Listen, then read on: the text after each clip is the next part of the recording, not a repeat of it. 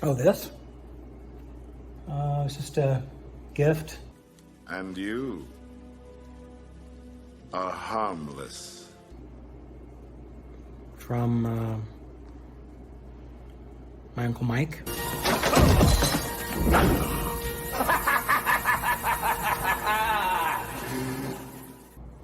Hi, my name is James Shahan. I'm a huge Capcom fan, a huge fighting game fan, and a writer as well. And if you're anything like me, of course, you'd love to see another crossover game, whether it's with Marvel or someone else. You also know that the likelihood of that happening is probably not great, unfortunately. So, just as a passion project, I decided that I would write a script for a story mode that Capcom could use if they ever did an internal crossover game, like a Capcom versus Capcom, if you will. So, with that being said, this is part script of just a story concept and game concept, and part design document. I don't write stories for video games professionally yet, but this is my pitch, basically, to Capcom. Before we get started, I just want to go through a few disclaimers. First off, this is really, more than anything, just a love letter to Capcom and Capcom fighting games. It's a proof of concept. I do not work for Capcom. I am not affiliated with them in any way, shape, or form. I know that the characters included in this work do not belong to me. I do not own any of their trademarked or copywritten material. This is just a passion project. No copyright infringement is intended. I'm not a professional game writer, as I've mentioned before. Since I don't own the characters, even though the story concept is original, I didn't want to spend a lot of time drafting, so you can consider this like a 1.3, 1.5 draft. Not quite a second draft. Please keep that in mind. I know it's not perfect. My main goals were to pay tribute to Capcom, as well as their games and their characters, and see if I could take some characters that have always kind of been light on story and trying to make a compelling story with them. Hopefully a good story, at the very least, something interesting. So, one more thing. Sorry, I forgot. I am also not a professional voice actor, so please keep that in mind as well. You will discover that very shortly. For some characters, I think it would add to the experience to do voices for them, not so much for others. And very first thing I should have mentioned in this video is that this is going to be a read-through of this thing that I've written. I tried to make it as much like a screenplay as possible, with also some design concepts in there, and really tried to do my best to paint a picture so that anyone listening to this, Capcom included, if it ever makes its way to them, they'd really be able to picture it to the best of their ability. Okay, that was the last ado. No more. Let's go. Cutscene start. Exterior. Seaside village. Night. Dream. Flashback. A village near the sea is burning. It's a small village with simple homes. People are running from their homes as the fires rage on. A pirate ship is docked, and we see a few pirates returning to it, holding on to what they've plundered. A middle-aged man, the captain of the pirates, slowly steps onto the dock to board his ship. He looks at the ship for someone, but doesn't see them. He then looks behind at the village for them. The captain has a large black hat with a skull and crossbones on it, an eye patch, and a big, full, black beard. Pirate captain. Ruby? Ruby! Hurry up, it's time to set sail! A young girl, around 7 or 8 years old, comes into view. She has long, wavy blonde hair and is wearing a plain shirt, dark pants, and boots. She's helping a child younger than her out of their burning shack. She looks up in the direction of the man calling to her. Ruby. Coming! Interior, bedchamber. Night. Present. A young woman with wavy blonde hair, a white shirt with a ruffled collar, and wrappings around her right eye diagonally over the top of her head, is in bed, tossing and turning. She is sweating and groans as though she is afraid. We only see her for a split second. Exterior, seaside village, night, flashback. Flashing slightly forward in time, the young girl Ruby is now on the dock with her father, the captain. Ruby now has bandages across her right eye. Ruby. You said they were bad people! You promised! Captain. Damn it, Ruby, we don't have time for this. Get on the ship now! Interior, bedchamber, night, present. The woman is still in bed, restless. She starts muttering to herself. Exterior, seaside village, night, flashback. Another slight flash forward in time. The captain is on the dock looking down at Ruby. Two men from the ship who look like prisoners are holding her back as she tries to struggle free from their grip. She is crying and yelling at the captain not to leave her behind. Captain, I was sorely mistaken, Ruby. You're not fit to be a pirate. There's no place in my crew for ye. Not until you find the eye. Only then'll you belong on this ship. Ruby. Daddy, don't leave me. Please. Interior, bedchamber, night, present, Ruby. Don't leave me! The woman wakes up and immediately sits up yelling this line in a cold sweat and breathing hard. The door to her bedchamber immediately opens and we see a large, round, cactus-looking humanoid wearing a sombrero approach her as if worried. Amingo. Nightmares again, Ruby? Ruby heart. Yeah, just the one. The same damn one. Amingo. Don't worry. We'll find it. Remember, you are Ruby Heart, the pirate who took down Abyss. There's nothing you can't do. Ruby repeats Amingo's last sentence along with him, almost mockingly. Ruby. There's nothing you can't do. You know, one of these days that line's gonna stop working. Besides, I did have some help, in case you forgot. Amingo. Minor detail. Now hurry up and get dressed. We're almost there. Oh, and take this. Amingo reaches out his hand and opens it up, revealing a large green fruit. Amingo. Can't go treasure hunting on an empty stomach. As usual, I'll wait for you topside. Come talk to me when you're ready and we'll make our final preparations. Amingo then gets up from the side of her bed and exits her chambers.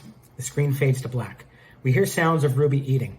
When the screen fades back in, Ruby Heart is fully dressed and standing in her boudoir. One idea for this portion of the game, and all other portions that are not cutscenes or matches, fights, would be to have gameplay and exploration similar to Final Fight, scale and controls, and RPG-style text boxes, which can or cannot be voice acted. Cutscene ends. Before exiting her room, you get to control Ruby and look around her chambers. This is where there could be little Easter eggs like posters on her wall of other Capcom games, other characters, etc. One prompt will be in front of her mirror when you interact with it. Ruby Heart. Come on, Ruby. You got this. We'll find the eye. Eventually. Once you leave her chambers, you get to explore other parts of the lower deck as well as the upper deck, talking to members of her crew. For the sake of time, I won't be writing dialogue for every minor character or every prompt that can be interacted with in this way, unless it is of particular importance. Exterior. Ruby's airship. Top deck. Day. Later. We see the top deck of Ruby's airship with crew on it, cannons on the sides, masts, propellers on the top of them, and the main mast towards the center of the ship, cow-like skull in the middle of the mast with sharp teeth holding chains in its mouth. The ship is primarily made out of wood and metal. Once topside, you can talk to Amingo, who will ask if you're ready to go and give you a prompt. If you say no, you can continue exploring the ship and talking to anyone you haven't yet. When you say yes, Amingo. Perfect. Want to have a sparring match before landing? It's been a while since we've done any real fighting. Ruby Heart. Are you calling your captain Rusty, Ami? Amingo. Well, I mean, no, of course not. I didn't mean it. Wait! Transition to battle. When the fight starts, Amingo will ask something like, need any pointers before we get started, Ruby? From here, you will have a prompt with a variety of skill levels and descriptions on what you'll be shown for that option, along with different responses for each. E.g., yeah, I feel like I forgot all about fighting. I remember the basics. Show me something impressive. And, I've been fighting all my life. On guard! Once the fight starts, there can be a prompt that appears telling the player that since Amingo gave them a life up fruit earlier, they get some kind of perk. Maybe first hit damage is negated, they regain health for the first 5 seconds of the match, they have more health than normal indicated by the health bar somehow, etc. There will be voice lines and subtitles between Ruby Heart and Amingo, e.g. Amingo. Alright, time to hit you with a low attack. Ruby Heart. A low? Piece of cake. I'll just jump, tap up on the control pad or joystick to avoid it. Depending on the skill level selected, pirates from Ruby's crew will show up in the background with signs, cue cards, for different commands once the fight starts. Amingo will make some comment about that not being fair. There could also be different dialogue between them depending on who wins. I'll proceed assuming Ruby is the victor. Battle ends, cutscene start. Ruby Heart. Remind me who's Rusty? Ruby reaches her hand down and helps Amingo off the ground. Amingo. And remind me not to give you a life up fruit before we fight. Anyways, you kicked my butt. With perfect timing. Looks like we're here. A prompt appears as a book with different pages letting you know that Amingo has joined your team, and then gives you a rundown of how teams work. 3 characters on a team can choose/replace team members with a certain icon is on the screen. Each team member provides a passive ability to your party. E.g., Ruby might give 20% more damage at 30% or below health, 20% money bonus. Amingo gives random character other than himself 15% gradual health recovery at 30% or below, etc.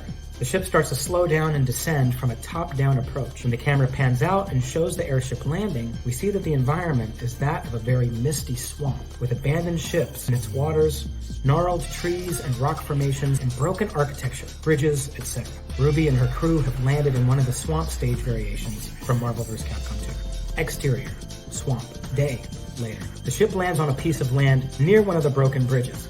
An abandoned ship's worn mast and tattered sail can be seen in the background, emerging from the water. Ruby's crew lets the ramp down for their departure, and Ruby and Amingo make their way down the ramp onto the ground. They start walking across the piece of land towards another bridge.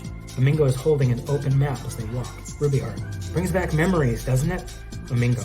Yeah, not necessarily good ones.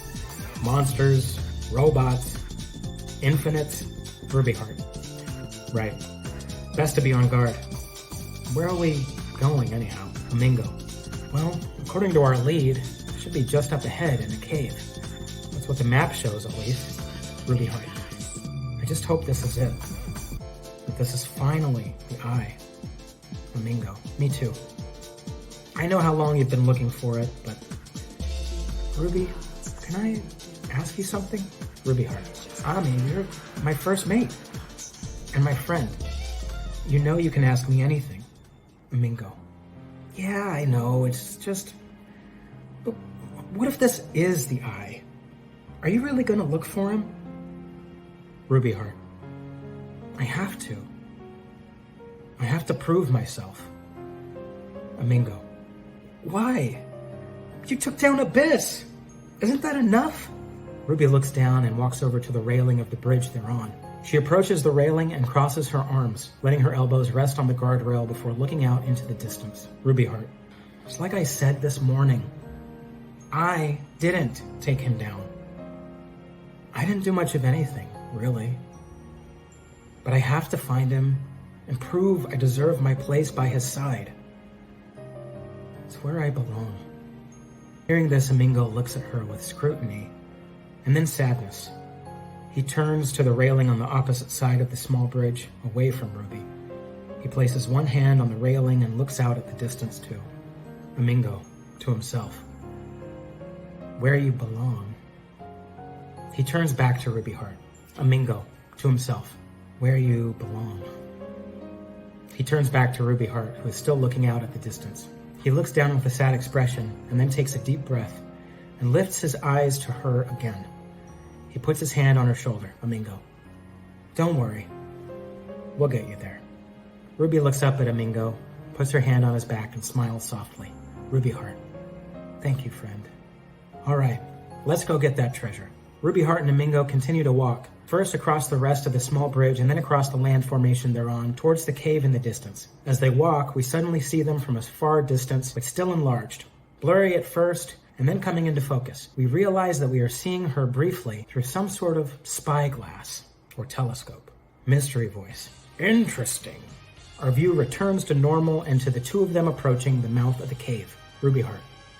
In here? Amingo, nervously. In here. Interior, swamp cave, day, continuous. Ruby takes a coin out of her pocket and hands it to Amingo. He flips it into the air, and when it lands in his hand, it's a torch. Ruby, seemingly frightened, sways away from the ignition of the fire on the torch for a moment, making a noise of nervousness as she does. Ruby heart, to Amingo. Thanks, as always. Looking around the now illuminated darkness from left to right, they see nothing but stone walls and floors and a stone pedestal in the center. The cave is small, but towards the back right of the cave, there's a small hallway. They continue down the hallway until they see a small, ancient-looking chest laying on a pile of rocks. How many times can I use the word small in my writing? Ruby heart. There you are. Come to mama. Her and Amingo hoist the chest up out of the rubble and carry it back to the start of the cave, placing it on the stone pedestal. Ruby heart. Ready? Amingo. Ready. They look at each other and then back at the chest. They both put one hand on it and prepare to count down. Ruby Heart and Domingo. 3, 2, 1. They open the chest, both wide-eyed and smiling. The lid lifts and they look inside. As they see what it contains, their eyes get smaller and their smiles melt into disappointing frowns. Ruby Heart. No, come on! A business card? A single business card lies in the chest and reads, Sylphie's Clothing. Ruby Heart picks it up and looks at it. Ruby Heart. For all your treasure hunting and adventuring needs? What a joke. Who did we get that map from again? Domingo. I don't think it's even worth remembering. Come on, let's get back to the ship. Ruby Heart. Yeah, mystery voice. I don't think you'll be going anywhere. Now hand it over. Ruby hurriedly slips the card into her pocket as her and Domingo turn around. When they do, facing the mouth of the cave, they see a strange pirate with a large blue hat with gold trim, light bluish, gray hair, green pants with pink stripes, and a large metal claw for a hand. Ruby Heart. Who the hell are you? Mystery voice.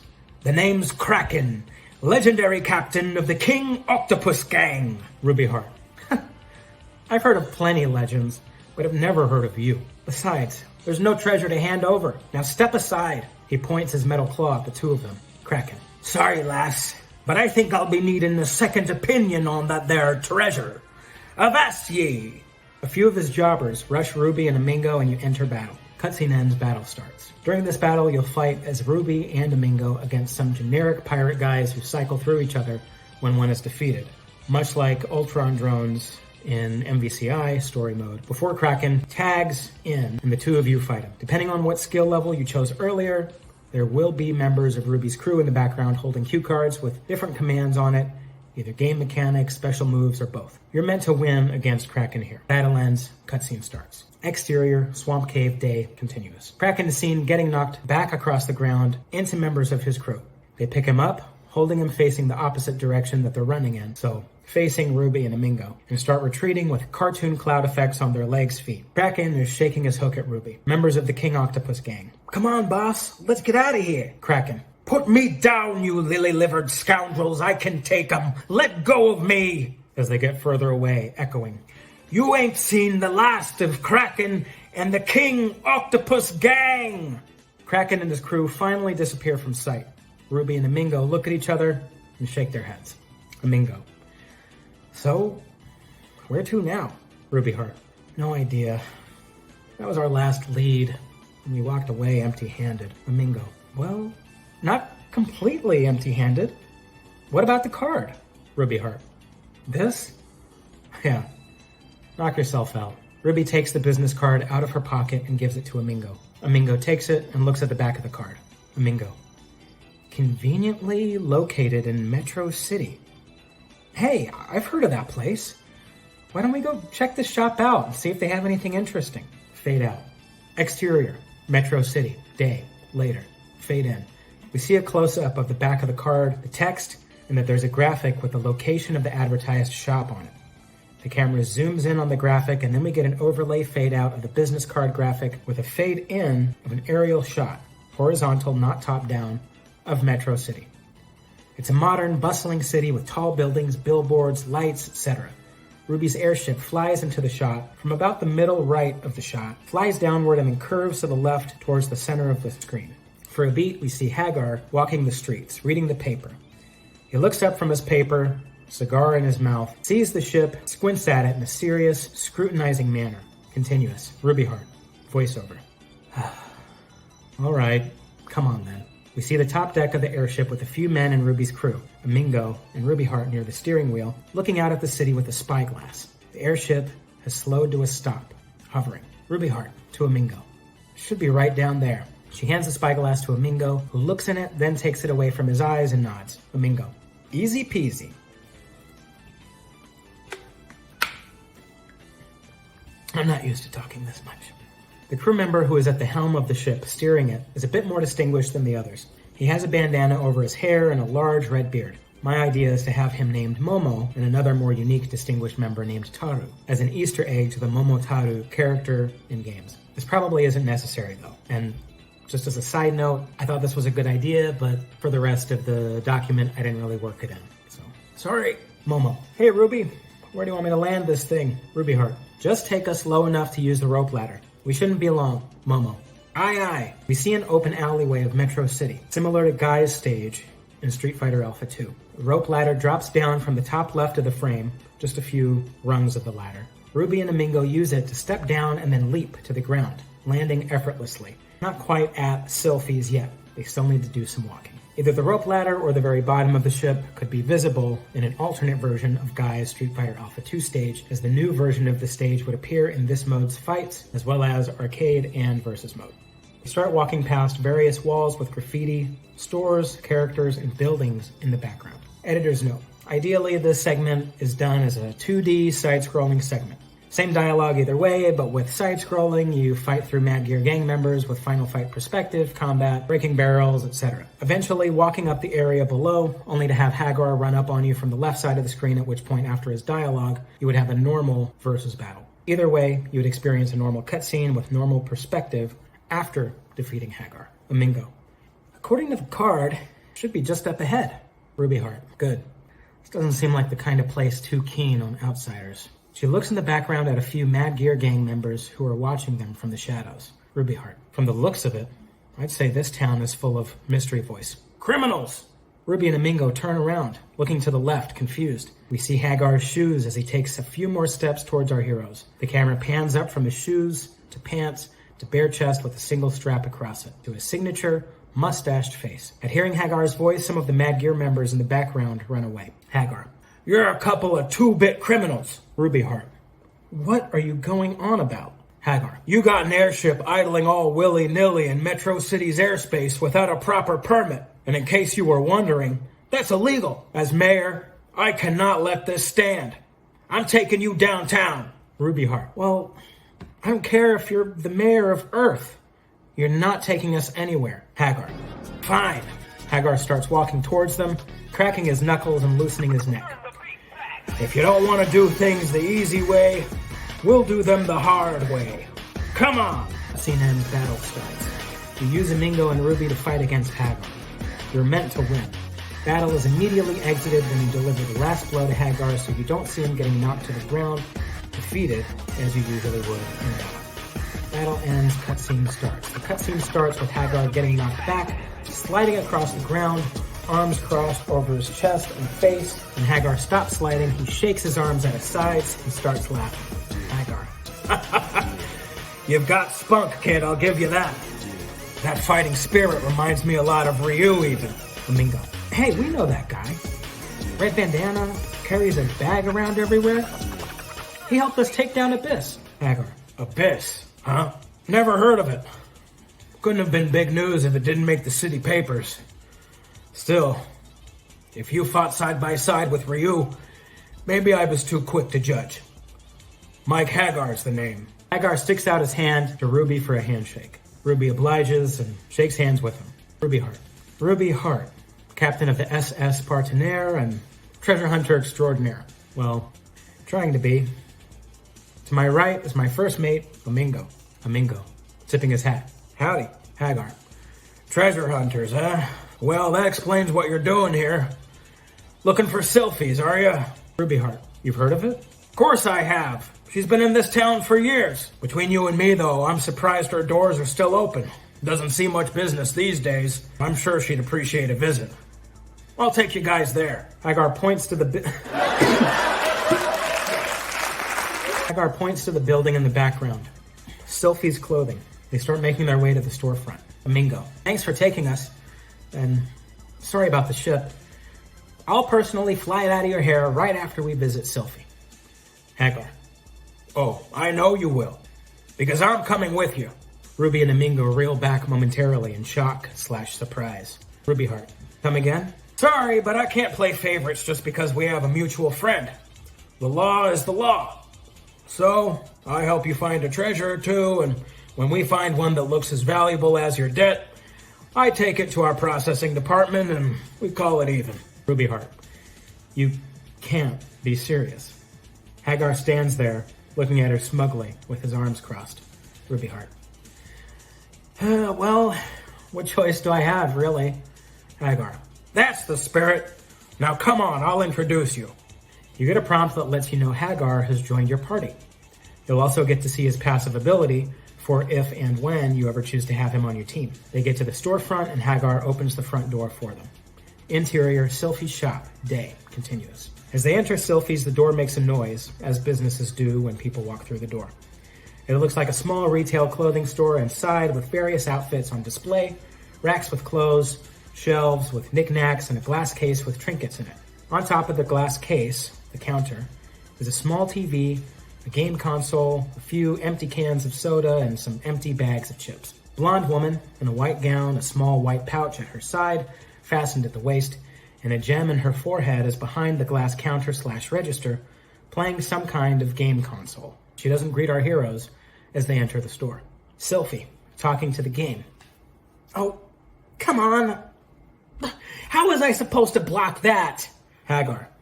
Hiya, Sylphie. How's business? Sylphie looks up momentarily. What? Oh, hi, Hagar. She looks back at her game. Damn it! Now I have to start all over. Annoyed. What do you want? Hagar. Is that any way to treat the mayor? Especially when he brought you some customers? Sylphie.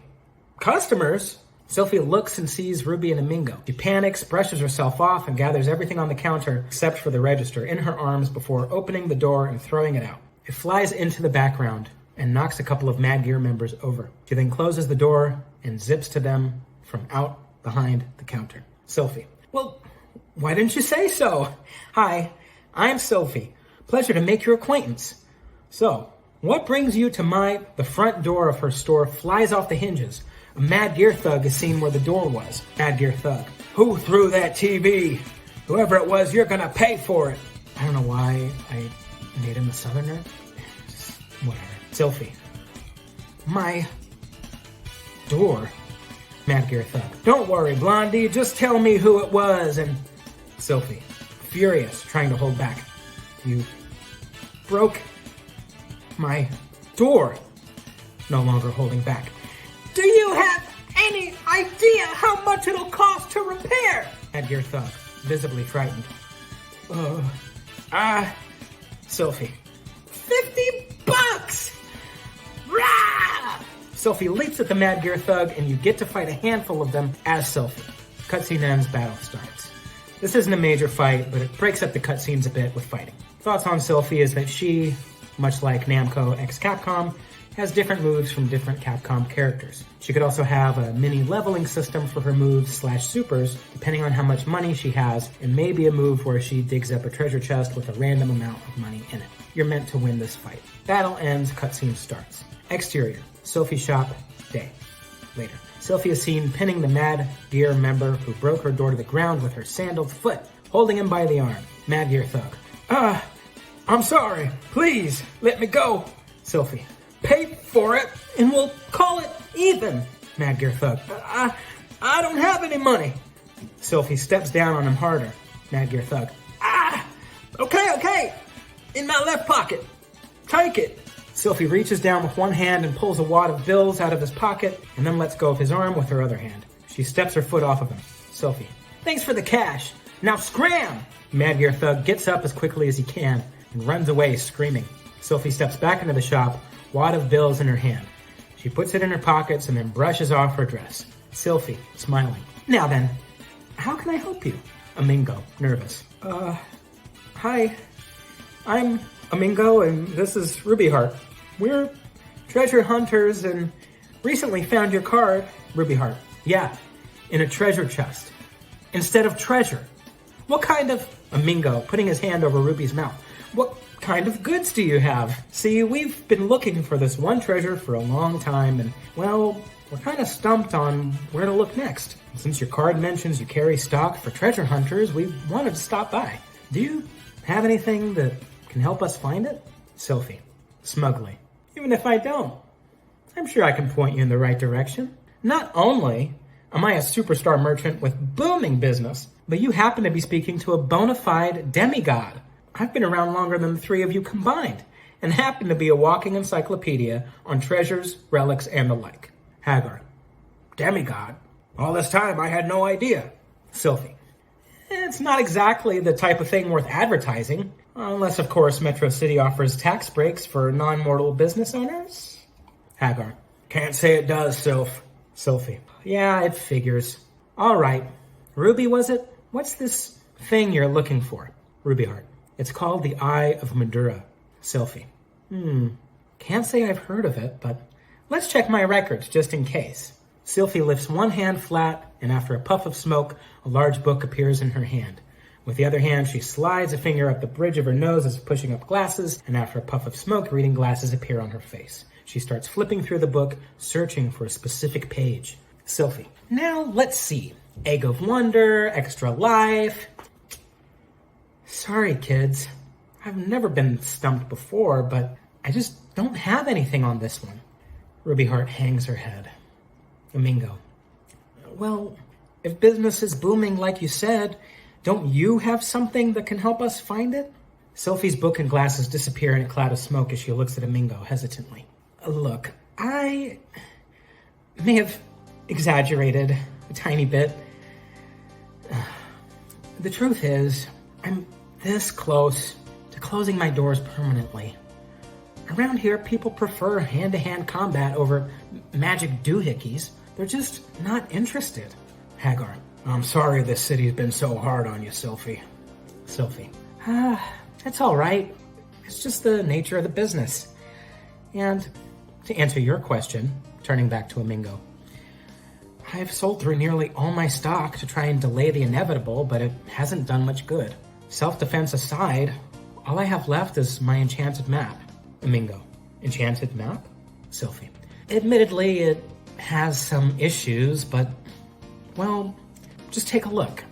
As she says this, Sylphie takes out the map and holds it out in front of her, pointing at it for everyone to see. The screen then transitions to a screen of the map, showing different continents and locations with Sylphie's finger acting as a cursor as she explains how it works and what it does. The dialogue during this segment is still spoken and appears as subtitles with who is speaking and what they are saying, as always, at the bottom of the screen/map. Interior, enchanted map, continuous. Sylphie. The enchantment pinpoints areas of interest around the globe, as well as a rough estimate of what's there. Money, items, people, etc. This segment is also a part tutorial for using the map. The following is an example of some tutorial dialogue/text. To access the map, hit the blank button and then select map. You can select where you want to go with the control pad and then confirm with the blank button. Over here will be the name of the location along with other general information about landing there. Down here will tell you how difficult the opponents there are expected to be, as well as what you can expect to get as a reward once you beat them. Domingo. Wait a second. If this map tells you where to pick up some cash, why are you going to close the shop?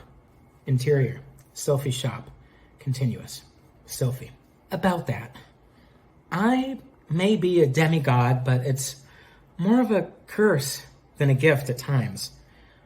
My powers, the really cool stuff, fueled by money. The more I have, the more I can do. I used to be able to fly around, warp between dimensions, even manage my temper on occasion. With business the way that it's been, though, I'm close to being immortal at this point. Ruby Heart. Hence, being a merchant. Sylphie. Bingo. Domingo. Well, if Ruby's okay with it, why don't you come with us? We'll give you a finder's fee for every profitable lead, and you use your map to help us find the eye. Sylphie. I'd love to. It's just that... Ruby Heart. Let me guess. The map can't find it. Sylphie. That's the other problem.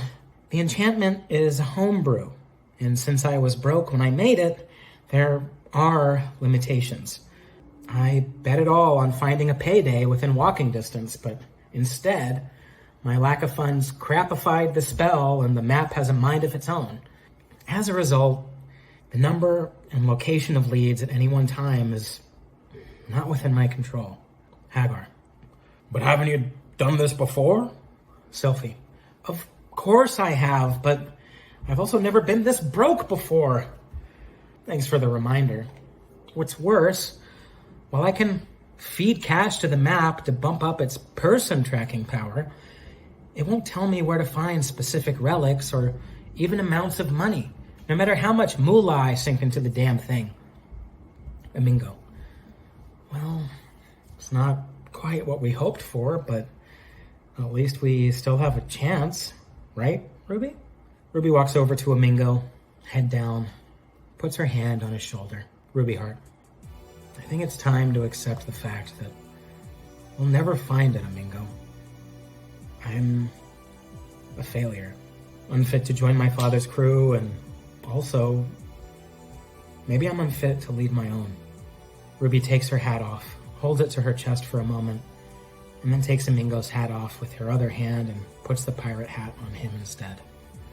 Amingo, Ruby, what are you doing? Ruby looks at Sylphie for a moment before turning away, her back to everyone. Ruby Heart, take her aboard if you like. It's your call. You're acting captain now. I'll be in my quarters. Ruby starts walking away from everyone and out of the store. Amingo, Ruby, wait! Ruby! Through the open, broken front door, we see Ruby hop up onto the ship's rope ladder. She starts climbing upwards. Sylphie looks saddened and turns to Amingo. Sylphie, I'm sorry.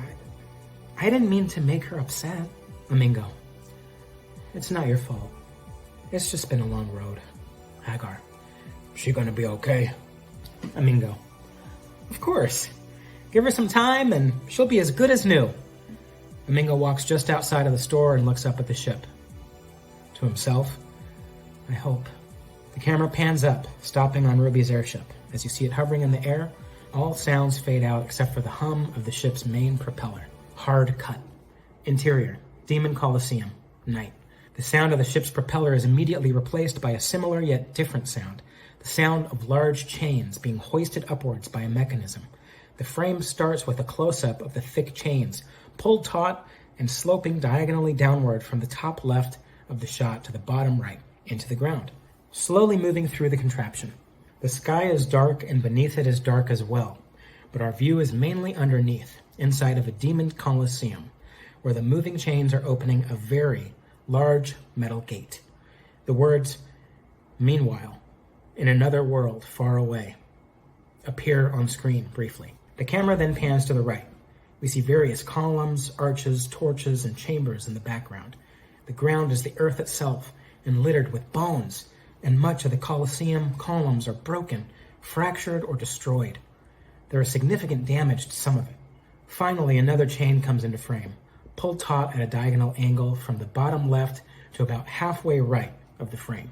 A red, clawed arm is attached to the chain by a bangle-like cuff. The arm is struggling to get out.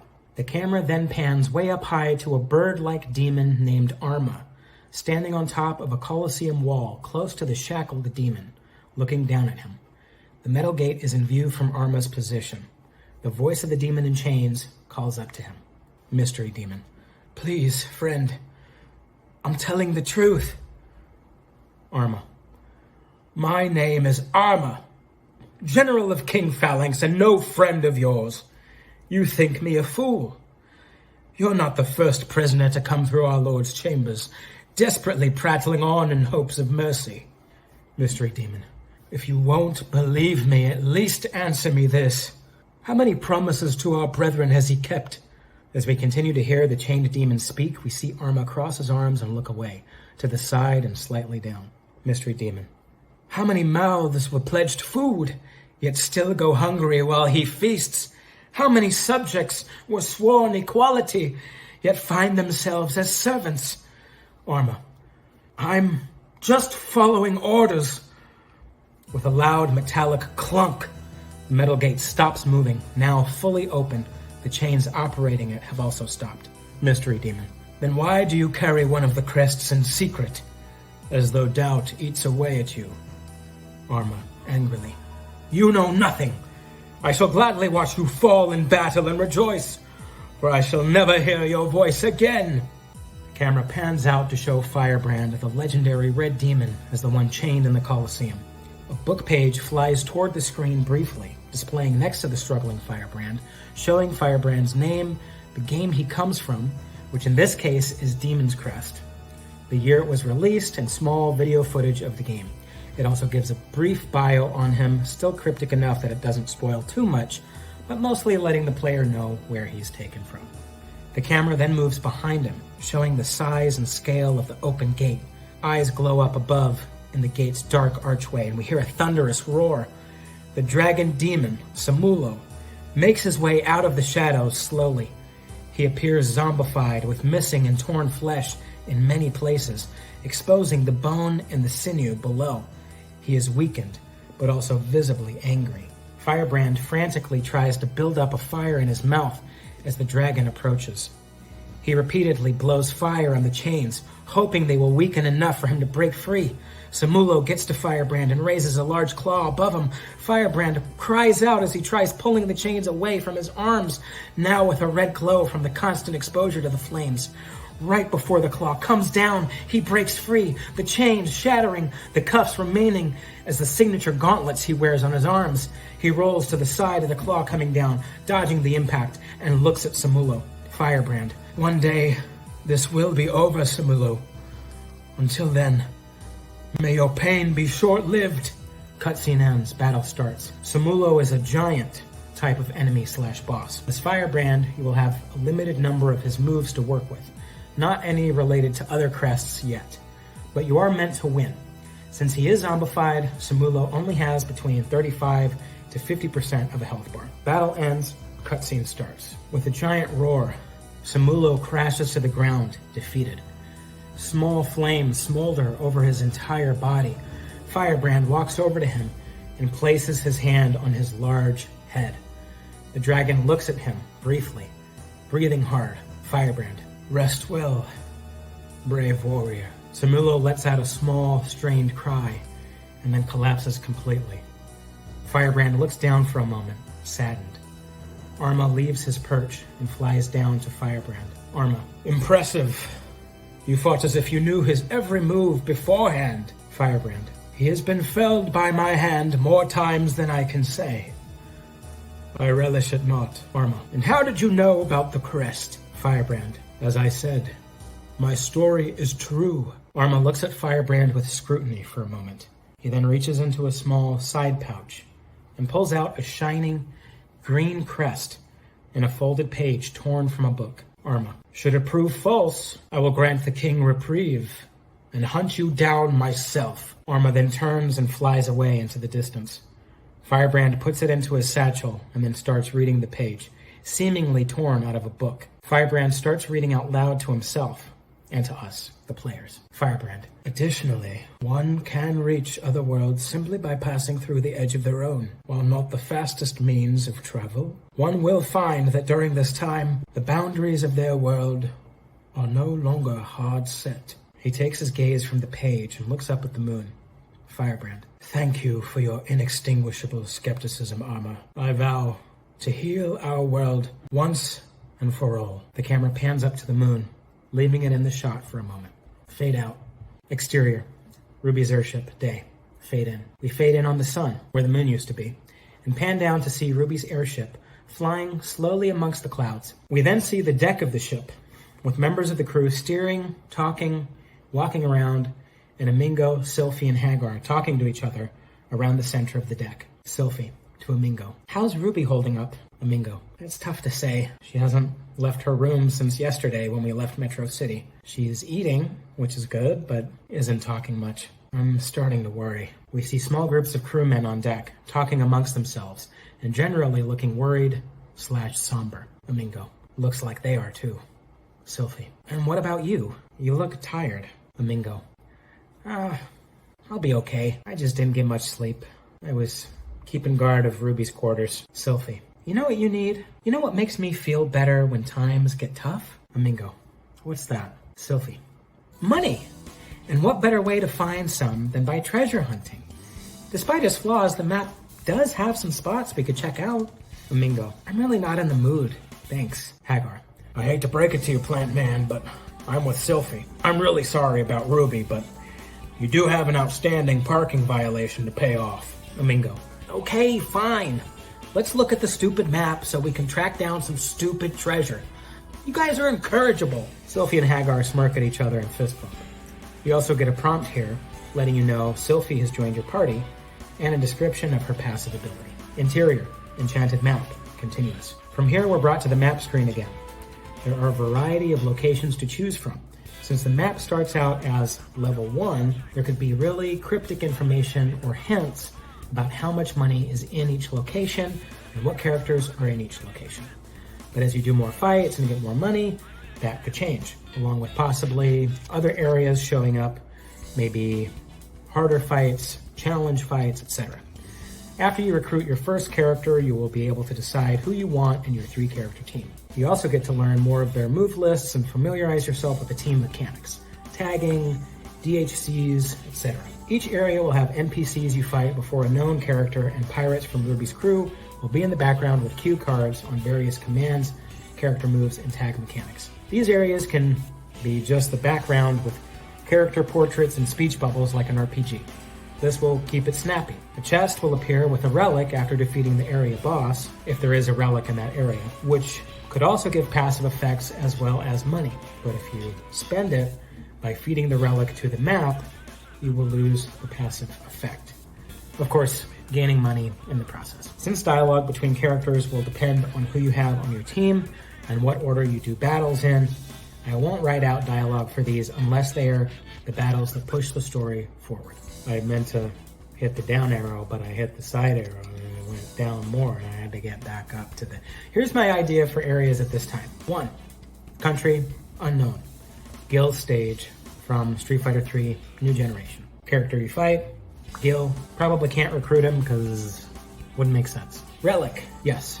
Robes of the Initiate. Area 2, country, USA. Could be any country with a desert, but I don't know what's canon for this. The stage that I used was the Marvel 2 Desert stage. Character that you fight, Rashid. Relic, no. Country, Egypt. Urian's second impact stage. Character you fight, Rouge. Or Rouge? Rouge? From Power Stone. Relic, yes. Paw of the Sphinx. Area 4, country, Japan. Project Justice. Seijun Girls High School Courtyard. Character you fight, Hinata. Relic, no. Area 5. Country, China.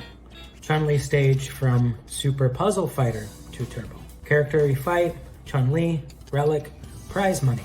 Gives you a lot of money and maybe unlocks a move or two for Sylphie in fights. Please note, this stage battle moves the story forward, and that should be denoted somehow to the player. Exterior.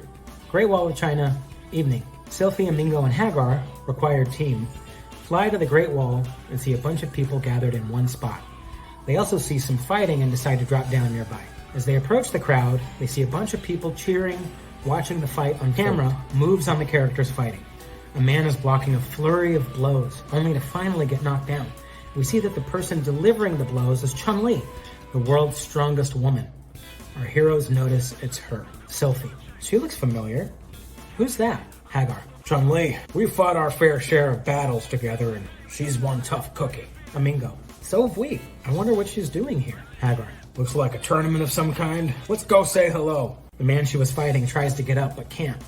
An announcer in the background gets on his portable microphone. Announcer. And there you have it, folks. Another victory for Chun-Li. Is there anyone who can stop the strongest woman in the world? Hagar, Sylphie, and Amingo walk up to Chun.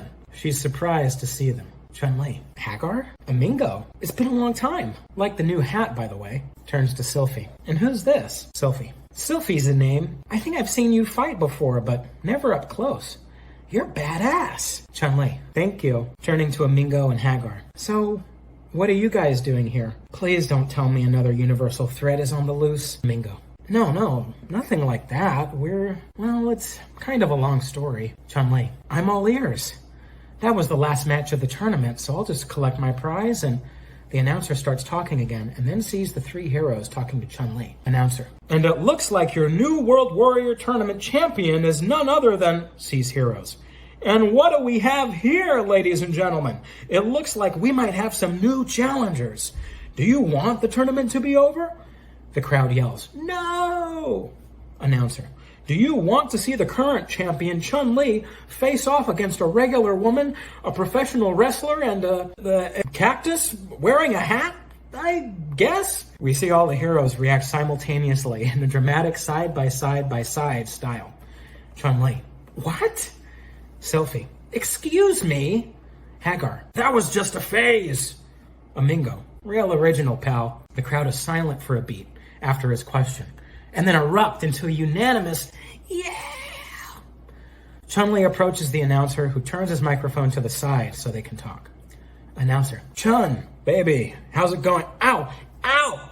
She grabs him by the ear before he can finish his sentence. Chun-Li. I won fair and square. You didn't say anything about surprise matches or 3 against 1s. Besides, these are not competitors. They're my friends. Announcer. But the crowd! Look at the crowd! Chun pulls his ear harder. Double or nothing! Double or nothing! She thinks for a minute and then lets go of his ear. He rubs the side of his head. Chun-Li. Wait. Here. Chun walks back to the other heroes. Chun. Apparently, the rules of this tournament are liable to change at any time. The only reason I signed up in the first place was to win some money to open up my own martial arts school. But now, there's a new offer on the table. If I beat all 3 of you, he'll double my prize. Selfie. All 3 of us? That'll never happen. But if you do beat us, do we get a cut? Amingo. Rolling his eyes, whispering to Selfie. Don't you have any manners? Chun-Li. Smirking. Maybe. Selfie. I'm in! Come on, guys, what do you say? The player will get to choose whether they want to take the money or if they want to try to beat Amingo, Hagar, and Selfie, controlling Chun-Li for double or nothing.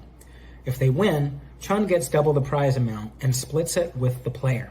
If they lose, they really get no money, and Chun will go on board with you, but you won't be able to use her on your team for some time. I'll write dialogue assuming you select double or nothing and win. Hagar. All right, we're in, but we're not going to throw it for you, Chun. These people paid to see a good show, so we're going to give them one. Chun-Li. I wouldn't have it any other way. Yeah!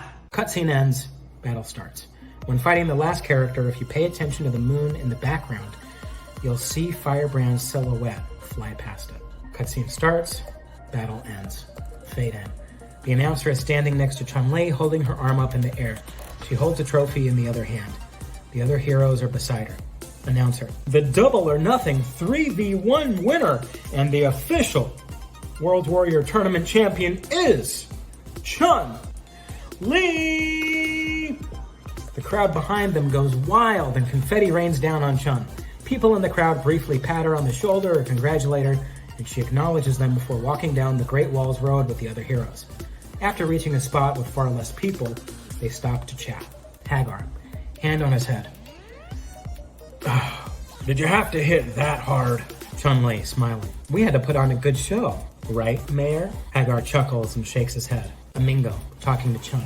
I knew you were tough, but I can't believe you beat all 3 of us. Chun-Li, don't sweat it. I've just been training extra hard lately. Have to if I'm gonna open my own school. Now, what's the story? Why were you guys at the tournament? Amingo, well, you mind coming on board the ship for a bit? I don't want to leave Ruby alone much longer. Not to mention, lugging that big trophy around would be a pain. Chun-Li. Ruby Hart? That's another name I haven't heard in a while. Regardless, of course I will. The heroes walk a little further down the wall, and the ship's rope ladder comes into view. They start climbing up, with Chun being the last to do so. She puts her left hand on the ladder and her left foot on the first step of it, and looks around for a moment. Chun-Li, to herself, internally. He really didn't show. I hope you're okay, wherever you are. She starts climbing. The camera pans up the ladder, up the side of the ship. Instead of seeing the deck of the ship when the camera pans high enough, we see the sky, and it changes from early evening to evening. Exterior, sky, night. Later. We then see stars and a distant figure flying through the air, swaying as if tired. The camera gets closer, and it's Firebrand. He is visibly exhausted and having trouble flying. The camera moves behind him, and in the distance below him is a flying ship. The further he travels, the more it looks like he's losing control. Exterior, airship, top deck, night, continuous. The sky is darker, the stars are out. Chun-Li, Hagar, Amingo, and Selfie are sitting on the deck, laughing and telling stories. Selfie. And a reporter fought a raccoon with a gun? Chun-Li. Yep. Can't say my life was boring. They share a laugh. The figure approaches the group. Ruby Hart. Got room for one more? They all look up at the hatless Ruby. Glad she's come out of hiding. Amingo jolts up from a seated position and gives her a big hug. Amingo. Ruby! Boy, is it good to see you. I knew you'd be all right. Hagar. Oh, please. He's been worried sick. He's even slept outside your room most nights. Mingo, nervously. Ruby Heart. To Mingo, smiling, hand on his shoulder. Thank you, old friend. Exterior, sky, night, continuous. Firebrand continues to fly, but is swerving a lot, constantly losing balance. Firebrand. I can't. He is visibly exhausted and loses control. He starts plunging. Exterior, airship, top deck, night, continuous. Ruby is now sitting down with the rest of them. Chun-Li to Ruby. Hiya, Ruby. They filled me in earlier. You doing okay? Ruby Heart. Nice to see you, Chun. And I'm a bit better, thanks. It just feels so hopeless sometimes. Mingo. But we're gonna keep looking, right? Ruby Heart. I don't know. Unless something falls into our lap. I'm not... Crash! Firebrand's exhausted body crashes into the ship, going through the first deck and hitting the bottom deck with a booming thud. Everyone cries out in surprise. Ruby Heart to the heroes. Hang on! The ship starts fluttering and spiraling in wide arcs. Everyone is screaming. Ruby Heart throws a small anchor on a chain towards the steering wheel, and like a hook shot, it brings her to the wheel. She strains as she takes hold of it, spinning it, and then stopping it and turning it forcefully yet intentionally. The ship slows down just before hitting the water, and they land with an impact, but gently. All things considered. Ruby Heart.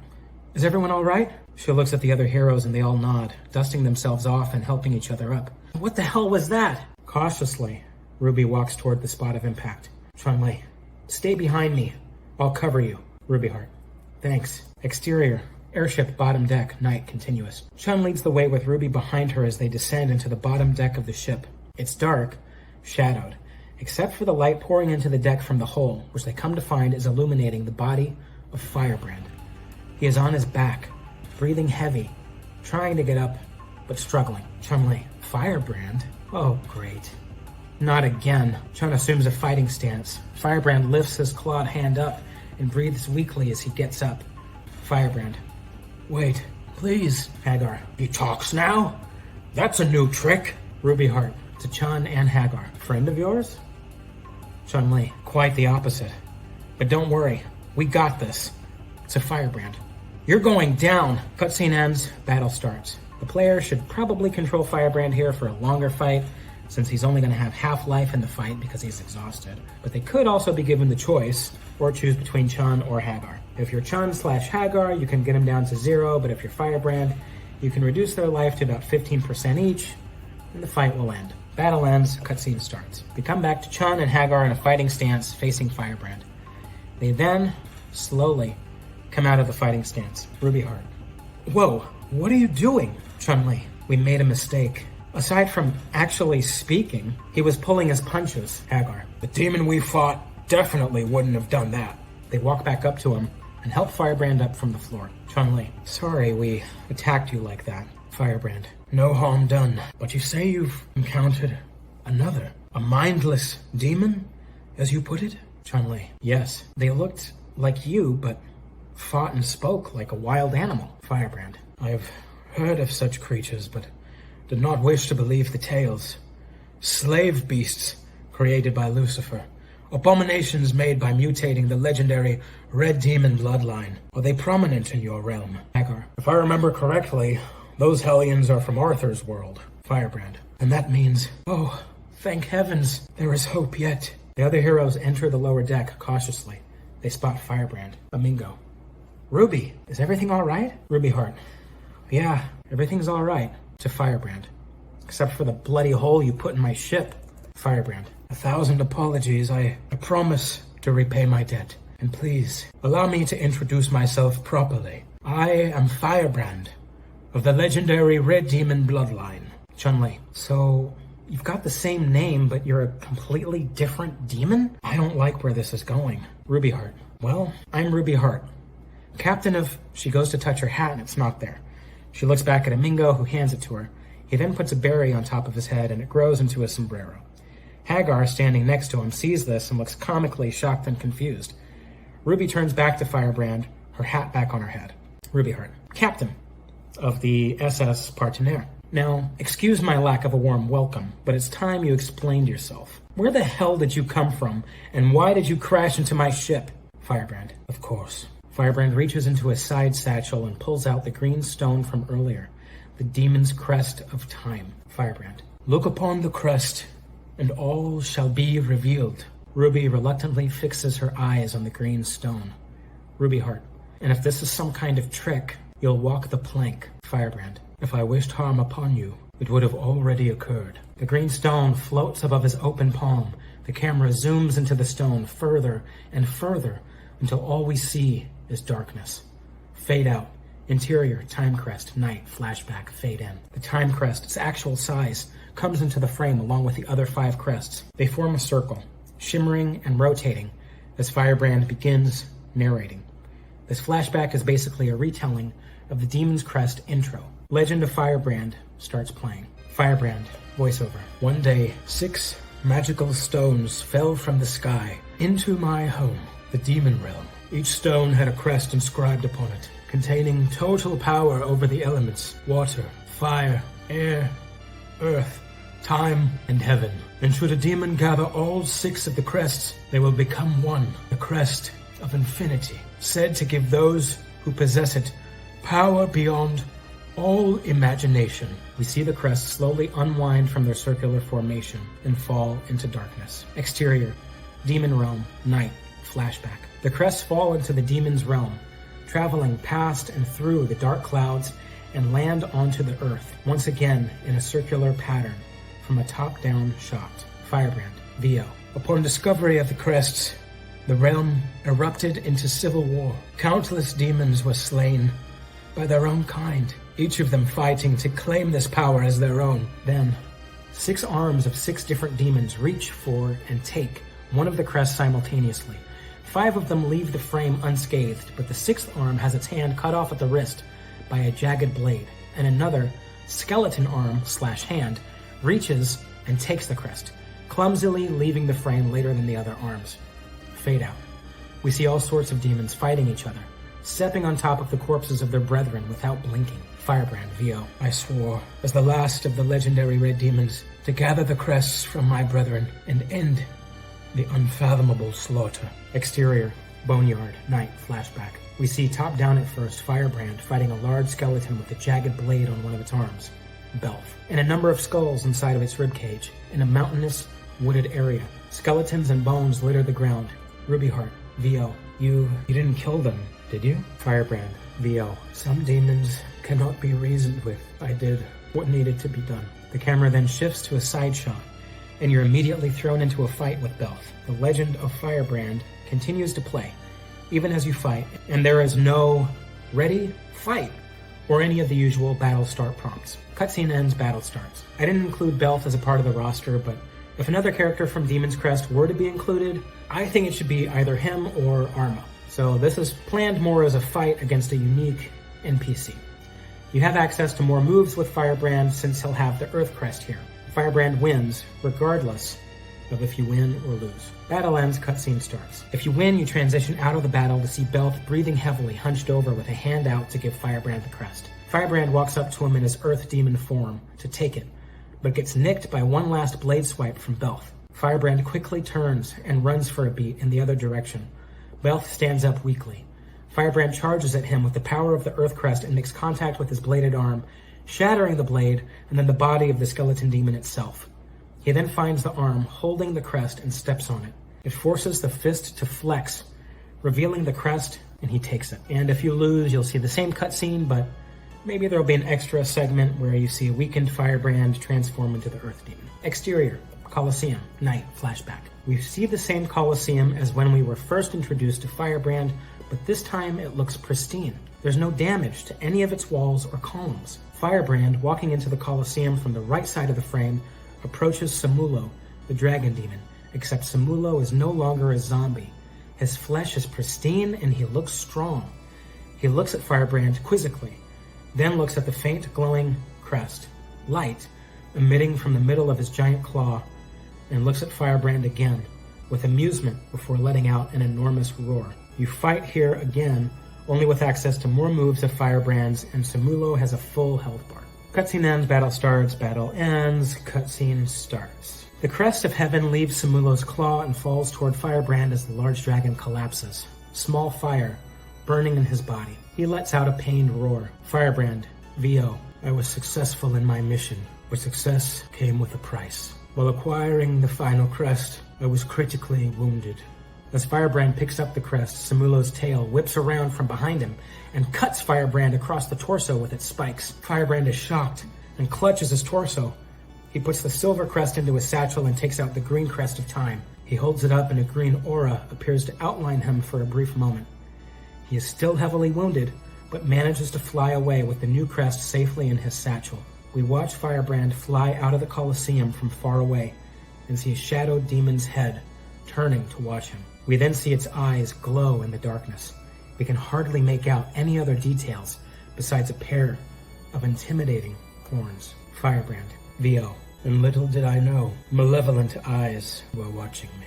The very of the opening theme from Demon's Crest plays. Exterior, Demon Realm sky, night, flashback. Firebrand is flying over the ocean, towards where the royal fortress is. We see a shadowy figure take off and trail him. As they fly, we now see the figure as a white, silvery demon with blue in his wings, sharp, goat-like horns, hollowed eyes, sharp teeth, and a slender but muscular frame. He makes his way behind Firebrand and starts charging up energy. We see him glow as energy moves from the outside of his body to its center. Then, in a large release, an electrical orb is released from the white demon and it hits Firebrand. We see electricity course through his body as he starts falling. Firebrand, VO. The impudent archdemon Phalanx ambushed me in my weakened state and stole the crests for himself. Fade out.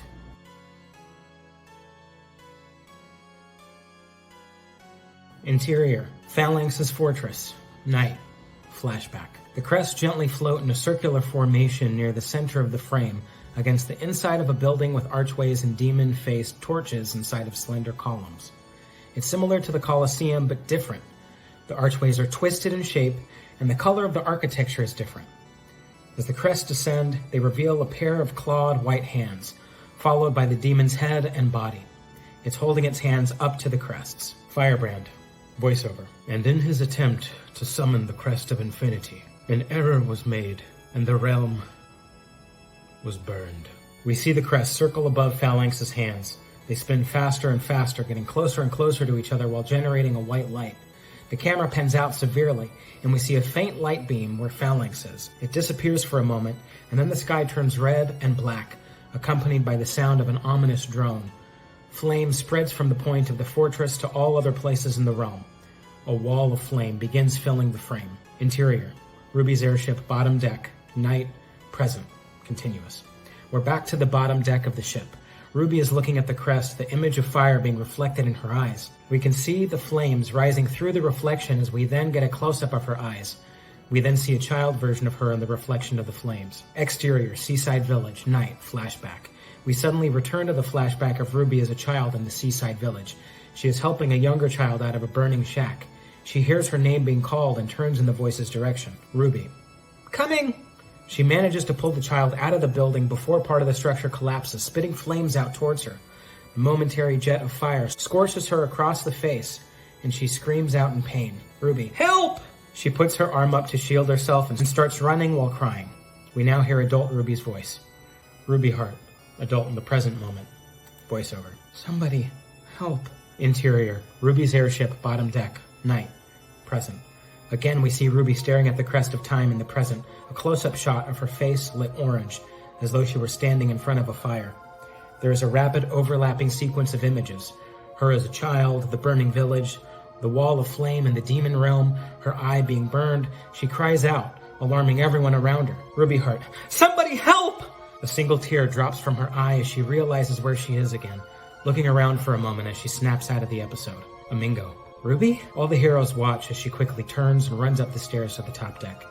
We see Firebrand snatch the time crest into his hand with a worried, concerned expression. Amingo. Damn it! Ruby, wait! Amingo goes after Ruby Hart toward the top deck. Chun-Li to the other heroes. I'll check on her too. Gesturing to Firebrand. Don't let him out of your sights. Interior, airship, top deck, night, present. Amingo and Chun make it topside and see Ruby Hart standing behind the railing at the bow of the ship, looking out at the sea. They go over to her and hear her talking to herself. Ruby Hart. Oh, that fire. Chun-Li. Hey, is everything okay? Ruby Hart. The fresh air does help. I'll be alright, thanks. Is he still... Amingo. Down below, Yep. The others have their eyes on him. So, what should we do with him, Ruby? I say we lock him up and... Ruby Heart, calmly, bring him to me. Chun-Li and Amingo together. What? Amingo, you can't be serious. Chun-Li, with all due respect, Ruby, we don't know if he's telling us the truth. Ruby Heart, which is why I need to speak to him alone. He's more likely to let his guard down one-on-one than he is in a room full of strangers looking at him sideways. Amingo, well, I don't think it's a good idea, but if you insist. Amingo begrudgingly leaves with Chun-Li. We then get a close-up shot of Ruby from behind, arms crossed and resting on the railing of the bow of the ship. A few moments later, we see Firebrand from the back as he approaches her. We then see them from the side, but at an angle so they're both visible. Firebrand, forgive me. I had no intention of upsetting you. Ruby Heart, it's all right. When I was a young girl, my father ransacked a small fishing village. He'd always told me that he only stole from bad people, but I started having doubts. I saw his men set fire to this village and knew I had to do something, so I snuck off the ship to help the townsfolk. I saw a child younger than me stuck inside a burning building. I managed to save him, but... Ruby turns to Firebrand and points to the wrappings around her right eye. Success came with a price. I've been afraid of fire ever since. Firebrand, I'm sorry. Ruby Heart, I am too. I can't imagine that much fire all at once, let alone watching it burn my world to the ground. Firebrand, after witnessing it innumerable times, I wish I could say I've grown accustomed to it, but the flame haunts me still. Ruby Heart, innumerable times? What do you mean? Firebrand, there is much more to show you. Firebrand shows Ruby the green crest once again. Firebrand, if you think you are able. Ruby Heart, hesitantly. And in the interest of my companions, how do I know what this stone shows us is real, or what you've told us is real? Firebrand, matter. Verily, you have no reason to believe me, but I highly recommend you do. For if you don't, your world may soon suffer the same fate as mine. Ruby Heart looks down for a moment, contemplatively. She then gazes into the time crest. We see her face light up with its green glow as the camera zooms into the pupil of her eye, bigger and bigger, until we are once again met with nothing but darkness. Interior, Phalanx's fortress inner chamber, night, flashback. Eventually we make out green shapes in the darkness, eyes, fangs, and a mouth. The entrance of an inner chamber within Phalanx's fortress. There is not much else in the background aside from giant skulls sticking out of the ground halfway on the farmost right and left sides of the screen. The mighty silver-white demon slowly emerges from the green mouth, glowing eyes first and then the rest of him. He towers over Firebrand, smirking confidently. Editor's note. Personally, I think Phalanx would sound great with a voice similar to Osiris in Dark Souls 3. Maybe a little deeper and angrier, though. Phalanx. As two legends, we were always destined to clash, Firebrand. And now, you are destined to die! Cutscene ends, battle starts. Firebrand has access to all of his moves, maybe except to level 3 here, and will be in a new, more powerful, quote-unquote, Red Blaze form. This is another one-on-one fight, but there are 2 phases. The player will get Phalanx's health to 0. From here, there could be either a cutscene where Phalanx's body lifts off of the ground and he starts hovering above the ground. Firebrand will look puzzled and Phalanx's forehead will split open, revealing the crest of heaven in the location of the third eye, middle of the forehead. Right here. He'll say something about witnessing the power of heaven, and then the skulls in the ground will light up with fire at the top of them as torches, and rise up, revealing walls with spikes. This can also be done in battle as an event after his health reaches 0 for the first time. Delaying his resurrection to give a false sense of victory to the player and having these things happen without going into a cutscene might be more effective so that the player feels like they're being kept in battle. The player has to win this one, but if they lose, they should have the option of skipping the sequence that happens when you bring his health bar to 0 the first time. They will be fighting a boss version of Phalanx, but Firebrand will be close to, if not, a boss version himself. Battle ends, cutscene starts. Phalanx stands up weakly and the crest in his forehead loses its glow in dramatic fashion before falling out of his head. His legs buckle and bring him down to one knee, while blood trickles down one side of his mouth. Blue-green flame starts bursting all over his body, and the ground/walls of the chamber start shaking as it begins collapsing slowly. Phalanx. So the legend's true. Phalanx collapses, and the flame explosions on his body get faster before finally slowing and extinguishing, leaving Phalanx defeated on the ground. His body, weakly, almost as an involuntary reflex, reaches his arm and hand outward, and then finally collapses for good. In a close-up shot, Firebrand's clawed hand reaches down and picks up the crest of heaven. Fade out. Firebrand, voiceover on a black screen. 1,000 years have passed since Phalanx attempted to summon the crest of infinity and set our realm ablaze. The catastrophe sent the crest all across the land, beckoning even the dead to seek them once more. Exterior, Phalanx's fortress, morning. Flashback. We see Firebrand hovering above Phalanx's fortress as it continues shaking and descends into the ground, collapsing into rubble. It's morning but heavily overcast, as the demon realm always is, so it's darker than day, but lighter than night. Variation of the Fallen Ones may be most appropriate to play here. Firebrand voiceover. After I was ambushed and the flames subsided, Phalanx sent his minions to recover my body from the ocean, in which I auspiciously fell. I was thrown into his dungeon immediately, and then, after many long centuries, to the Colosseum, where I managed to escape. Phalanx's fortress finishes collapsing and is nothing but a pile of rubble on the land below. Firebrand then changes direction and starts flying towards an unknown destination. We see land, towns, and ocean zoom by underneath him. The places a demon could hide after the disaster were few, and as such, I managed to procure the crest once again, obtaining the last from Phalanx himself after defeating him in battle. Firebrand flies up through the clouds. Fade out. Exterior, Demon Realm cliff. Night, later. Flashback. Fade in. The camera pans up a very tall cliff. When it reaches the top, we see Firebrand standing with stars in the background. Twinkling embers of mysterious energy emanate upwards from his body. He takes a look at his hand for a moment and then throws all of the crests off of the cliff. I took the crest to the highest point in all the realm and cast them off, thinking my journey and the pain demonkind had needlessly endured was over. But, much like Phalanx, I made a grave error. And instead of ending 1,000 years of war, disaster, and tyranny, the camera follows the crests off of the cliff. They fall through the clouds and then land on the ground below in a circular pattern, just as they did in Firebrand's first flashback sequence. We see the same 6 demon arms reach into the frame to grab a crest, a different arm having its hand cut off by the same jagged blade. Exterior, Boneyard, night, flashback. We then get the same top-down shot of Firebrand fighting Belth in the Boneyard. I forced them to repeat indefinitely. We get the same transition to viewing Firebrand and Belth from the side, and the player fights him once again. Cutscene ends, battle starts.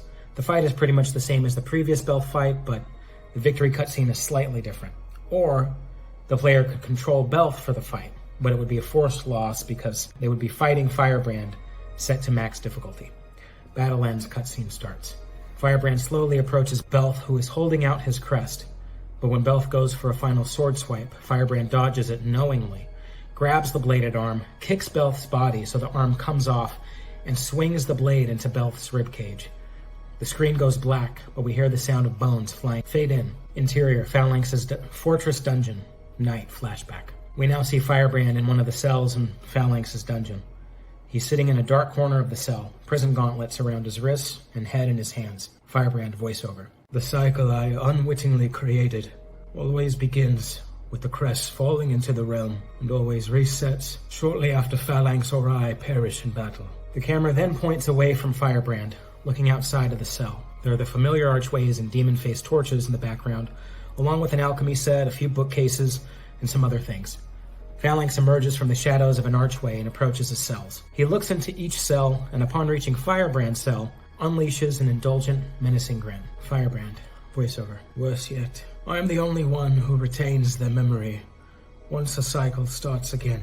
With my knowledge of the past, I have been able to effect small changes, but major events and the cyclical curse persist. A bald demon with green teal skin and pointy ears wearing robes walks into frame to meet him. Phalanx moves his eyes to the side when he arrives, wondering why he is there. Firebrand voiceover. I had lost all hope that our world could ever be repaired. And then, for the first time in millennia, there was something new. A mysterious text, not of this world. Phalanx goes to the bald demon, who pulls a book out of his robe sleeves. They talk, and Firebrand moves to the front of his cell, clutching the bars to get as close as possible to listen. Demon. General armor, found it in the library this morning, sire. No one knows from whence it came, but it is an interesting text, sire. Very interesting indeed. It's called the Ga Anua. Phalanx inspects the book carefully. Phalanx. Say more. The demon flips the book open to a particular page and the camera zooms in on it. We see an orb with a fan-like design inside of it. Demon. The book tells of a powerful element found in other worlds called Yashichi. It is said that when enough Yashichi is gathered from multiple worlds, it will condense into an orb, capable of granting 4 wishes. Phalanx. This is quite interesting indeed. But did you say other worlds? Demon. Yes, sire. It claims these worlds can be reached via whirlpools in our sea, much as the one we spotted yesterday. The book is in questionable shape, with many pages torn or missing, but it appears it can learn. Phalanx. What do you mean, it can learn? Demon. Allow me. The demon closes the book and has Phalanx look at the front of it. An eye suddenly and swiftly opens up on the front and emits a light as it scans him. He is taken aback but stays still. We then see a book page fly towards the screen with a bio on Phalanx, and then fly back into the book. Phalanx. Intriguing. General Armor. The bird-like demon approaches from the shadows of an archway after a few beats. He walks up to Phalanx. Arma. Yes, my liege. Phalanx. Have there been any developments on the other crests? Arma. No, my lord. Aside from water and heaven, the others have yet to be located. Phalanx. Well, keep looking. I will depart to gather this Yashichi, and I expect them all to be found upon my return.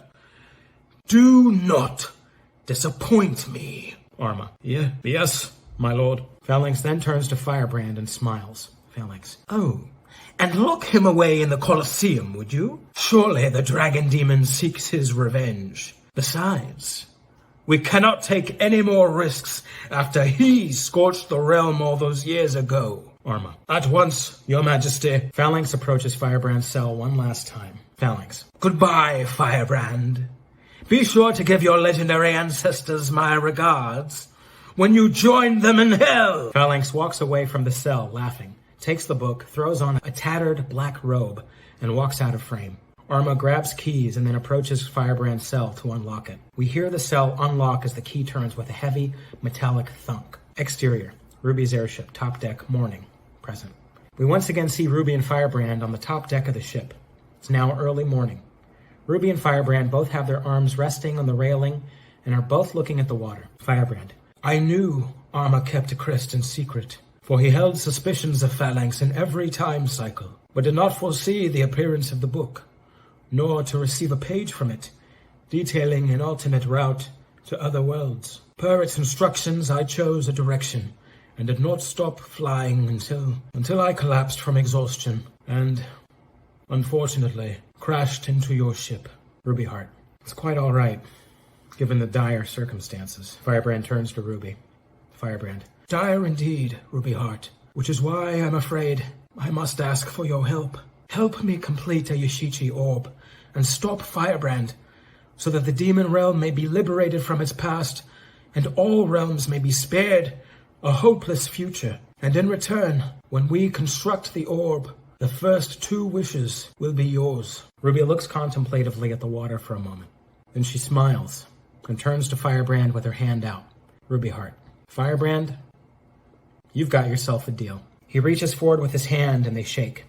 The framing of both of them is reminiscent of Cyclops and Ryu during the intro of X-Men vs. Street Fighter. You then get a prompt saying that Firebrand has joined your party and a breakdown of his passive skill. Ruby Heart. Now, if we're to take this Phalanx down, our first...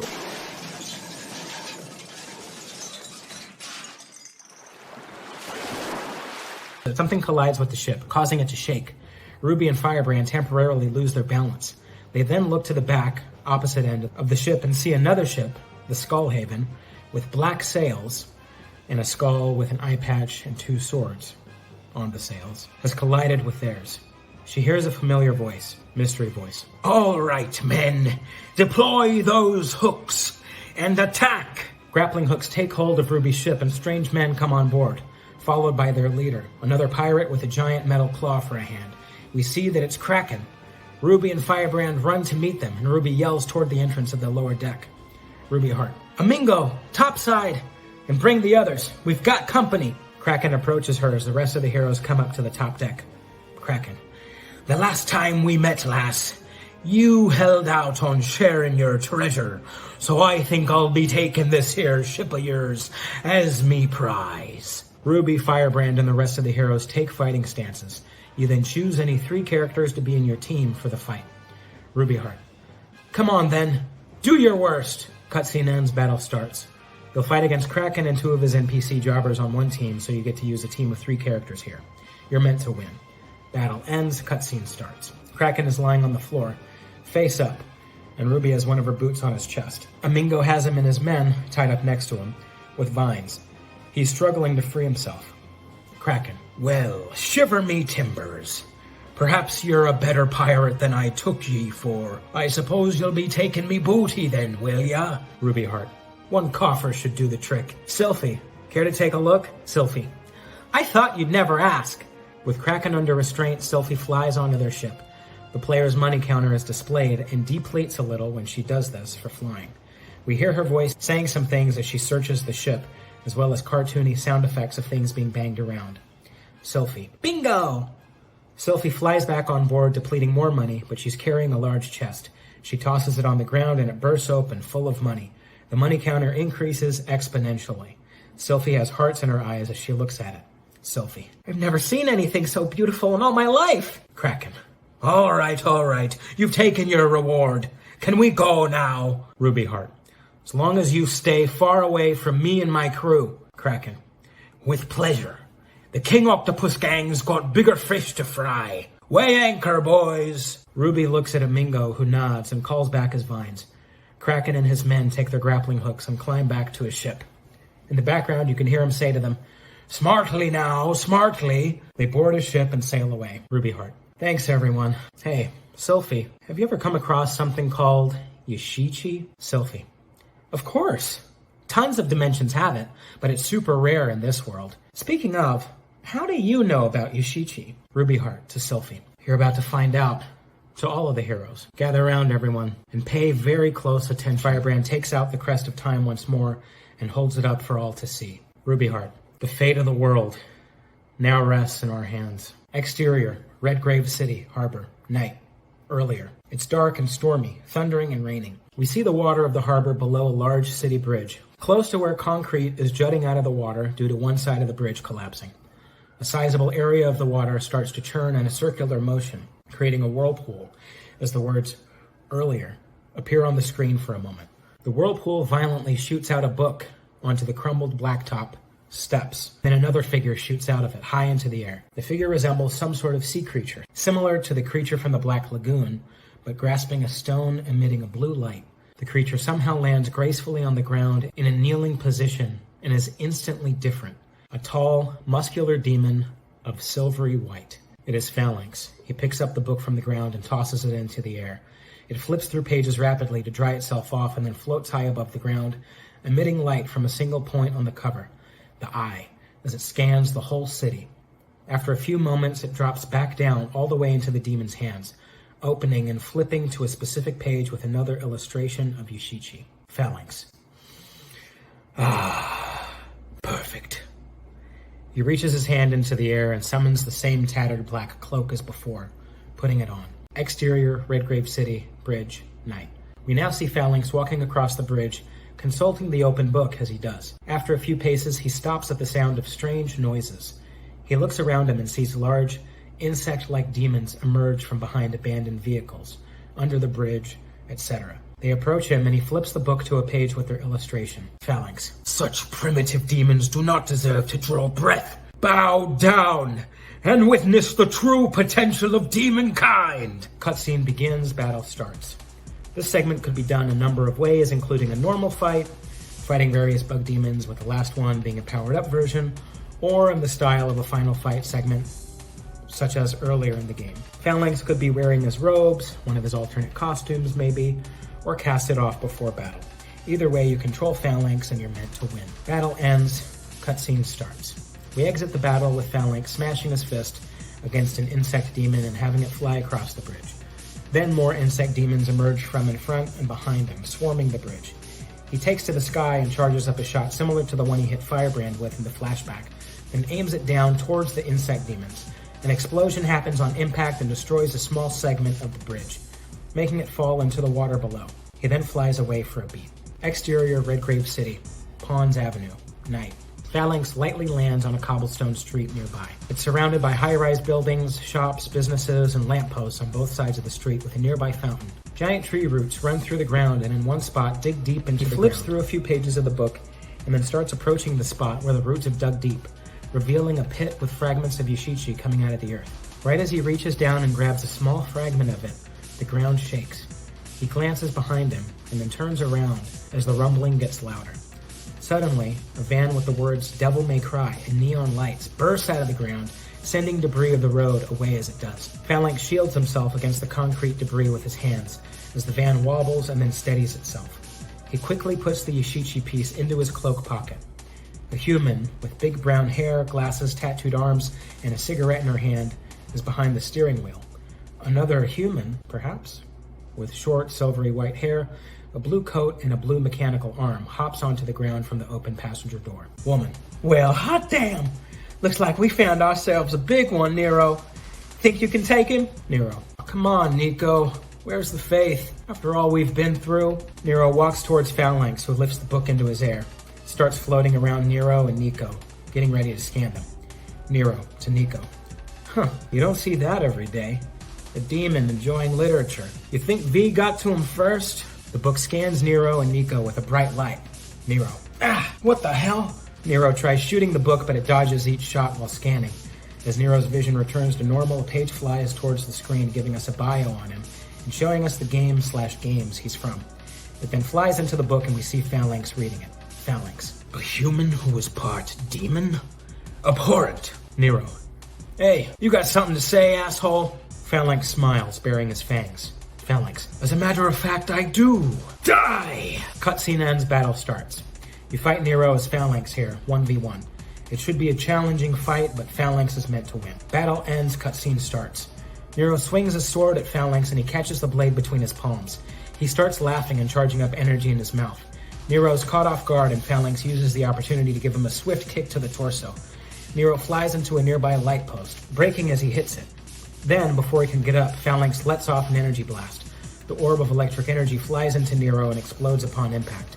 Phalanx, convinced of his victory, reaches into his coat and pulls out the small Yoshichi shard to look at it. Suddenly, a drop of red falls onto it. Surprised, Phalanx wipes his mouth to discover he's bleeding. Okay, side note, I'm gonna try and change how I do Phalanx's voice because it kind of hurts my throat, so bear with me. Phalanx. Not entirely incompetent for a walking desecration of demon blood. Smoke clears where Nero is and he's standing up. He's scuffed up and there's blood coming from his mouth, but aside from that, he appears unscathed. He wipes the blood on his sleeve. Nero. You know, I was about to tell you the same thing. Phalanx. How dare you insult the king of the demon realm? Nero starts revving up his sword to prepare for Phalanx's charge. Phalanx reaches into his coat pocket and exchanges the Yoshichi shard for the crest of heaven. Phalanx. I shall make you crawl on your belly like the worm you are.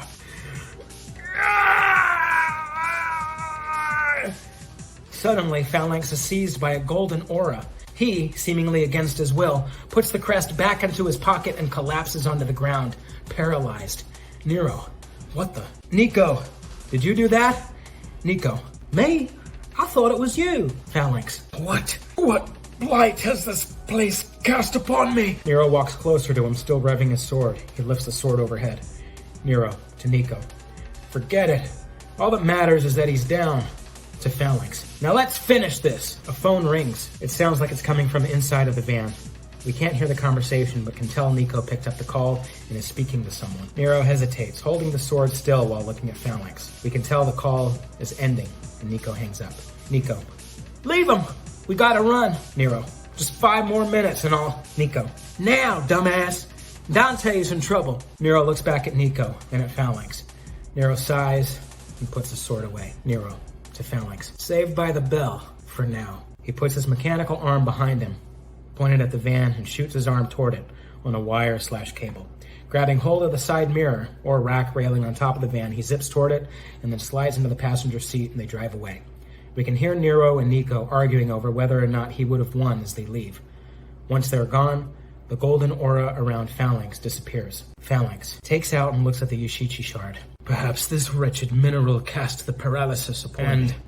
To my chagrin, there may be more formidable opponents within these worlds. Best make haste. He gets up off the ground and sees a faint, golden dark orange glow emanating from the hole from where the van burst out through. He walks up to it and sees a multitude of Yoshichi deposits. Holding his hand with the single shard out, the other deposits begin to dislodge themselves from the earth and float towards the shard. They spin and glow for a beat, and after a large white light fades in and out, we see the shard Phalanx was holding is now a large chunk. He looks into it, and it is so shiny, his face reflects in it. His reflection comes into frame, and we see it grow, and his face comes closer and closer to the piece of Yoshichi. Phalanx. Excellent. Exterior. Airship. Ruby's chambers. Day. Present. Ruby, Firebrand, Chun-Li, Amingo, Hagar, and Sylphie are all in Ruby's chambers. It's a rather spacious room with a large desk, chairs, her bed, posters, windows, etc. Ruby standing behind her desk, leaning against the wall, while the other heroes are standing and sitting in various places. Chun-Li. I had a feeling trouble was on the horizon, but why is it always trouble this bad? Hagar. Oh, come on, Chun. We've taken down killer robots, space giants. One lousy demon will be a cakewalk. Firebrand. On the contrary, should he manage to complete the orb, he will surely wish for the power to conquer any realm he chooses, at which point even the crests may pale in comparison. Amingo. And we can't let that happen. Ruby Heart. Right. To Sylphie. Is there anything we can do to help us track down this Yoshichi stuff? Sylphie. Well, there is a dimension I know of that could possibly help, since it's a lot more common in that world. Plus, their technology is super advanced. Ruby Heart. Perfect. If we can figure out where it is and where the largest deposits are, we might be able to intercept them before the orb is finished. But we also need more manpower. We need more heroes, and there's only one man I know of who brings them together effortlessly. Chun-Li? Chun-Li, I'm way ahead of you. There's just one problem. Nobody knows where he is. I was sure he'd be at the tournament, but he never showed up. Ruby Heart. What? Hagar. Yeah. Now that you mention it, it's been months since he stopped by Metro City, too. Ruby Heart. It doesn't sound good. To Sylphie. Well, we just use the magic map to find him while you're gone. Right, Sylphie? Sylphie. In theory, but I'm gonna need all the cash we got to zip through dimensions. Ruby Heart. Damn. Firebrand. Is there no one who may have a clue as to his whereabouts? Chun-Li. Now that you mention it, I did spend some time with him at Master Oro's before he disappeared. I'll mark it on our map. Maybe he'll know something. I would ask Ken, but he hasn't been around either. Prompt appears to tell you that Oro's cave is now on the map. Ruby Heart. That's good enough for me. We'll split up into 2 teams. Sylphie, you take one team to this other dimension and find us a way to locate Yoshichi. Chun-Li and I will take the other team to see this Oro guy and hope he can point us in the right direction. Sylphie. Sounds like a plan, but is this guy you're looking for really that good? The camera slow zooms in on Ruby Heart's face. Ruby Heart. If he's the same man I remember, he's the best there is. From here you choose your 2 teams. One of them has to have Sylphie on it, the other has to have Ruby and Chun on it. But other than that, the player can choose who they want. Additionally, once you choose your teams, Amingo will prompt you with a question. Amingo. Hey Ruby, want to get some practice in before we head out? The player does not have to do this, of course, but it's a chance for them to play some matches if they like. You will get to spar as many times as you like before progressing the story. So you can rematch as many times as you like as well, reconfigure your teams as many times as you like. There could also be functionality where either Ruby's crew, the pirates, hold up cue cards for your active character, strategy / move list / combo trials while you're sparring, or in a separate option once you answer Amingo with yes. This segment would be a challenge for the writers because of all the possible dialogue options. For the sake of brevity and proof of concepting, I will write from the perspective of these 2 teams. Team 1 will be Sylphie, Amingo, and Hagar. Team 2, Ruby Heart, Chun-Li, Firebrand. Since we are still controlling Ruby Heart here, we can head to Oro's from the map. Additionally, the player will be able to go to as many areas from the previous World Tour mode segment that they may not have previously completed. Another note, and spoiler alert, Sylphie is going to Mega Man's world. But for the sake of brevity and sanity, I will not be writing that scene out. Admittedly, it wasn't a scene I initially outlined because it seemed more like a side quest to me. However, after much thought, I also decided not to write it out because there are just too many unanswerables. What setting in Mega Man's world would be best for the scene? And what version of Mega Man, or Zero for that matter? Even from a roster standpoint, it's hard to know what is best. Vile, or Tron, or a different Mega Man series character entirely? I'm most familiar with Mega Man X1 and 2 and Mega Man 7, and while I love these games, I also recognize that the scope of the character's gameography is so vast that I just didn't feel comfortable making these decisions and wouldn't feel comfortable unless I played through the whole series, which for me would take quite a while.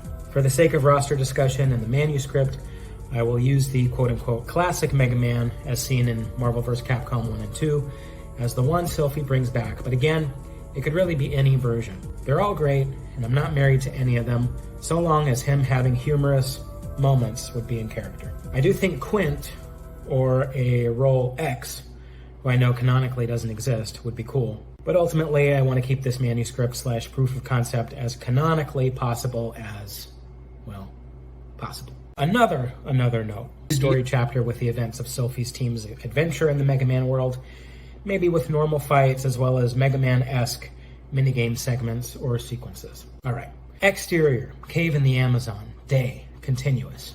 We see Ruby's ship hovering in the air above a dense forest in a large cave.